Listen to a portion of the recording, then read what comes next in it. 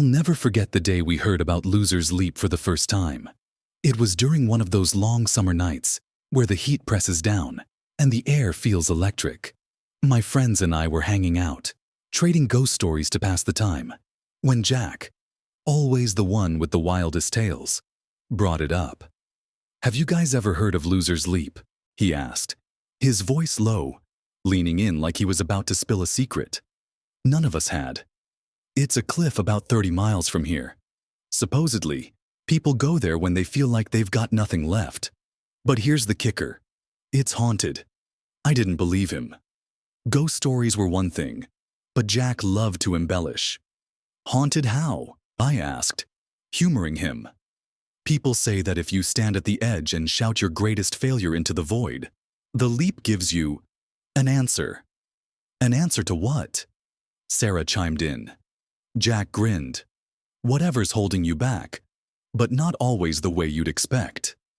I laughed it off then, but something about it stuck with me. The idea of shouting your failure into a void, of confronting it head-on, felt almost cathartic.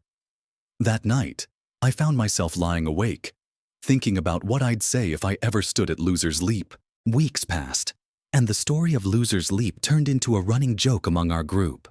But then, Jack suggested we go see it for ourselves. "What's the harm?" he said.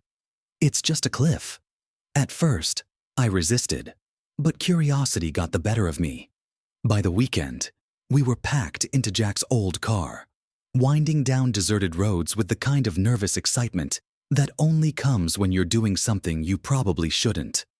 When we got there, it wasn't what I expected. The cliff was stark and silent, the air cooler than it should have been for a summer night. The edge loomed ahead, jagged and foreboding, with nothing but endless blackness stretching beyond it. We stood there for a moment, none of us wanting to be the first to step closer. "So," Jack said finally, breaking the silence, "who's going first?"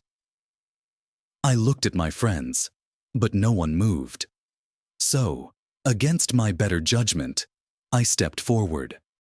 Standing there, toes inches from the edge, I felt the pull of the void. Not physically, but emotionally, like it was drawing something out of me. My mind raced with thoughts of my failures, my regrets, the things I never wanted to say out loud. "Come on," Jack urged. "Say it!" My voice wavered as I shouted into the emptiness. "I failed my little brother.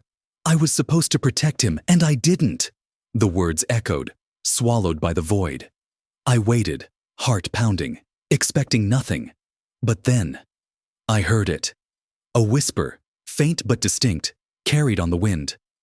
"Come closer." I froze. "Did you hear that?" I asked, turning to my friends. But their faces were blank. Sarah frowned. "Hear what?"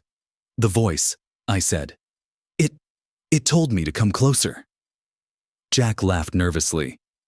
"You're just psyching yourself out." But I knew what I heard. Follow for part 2.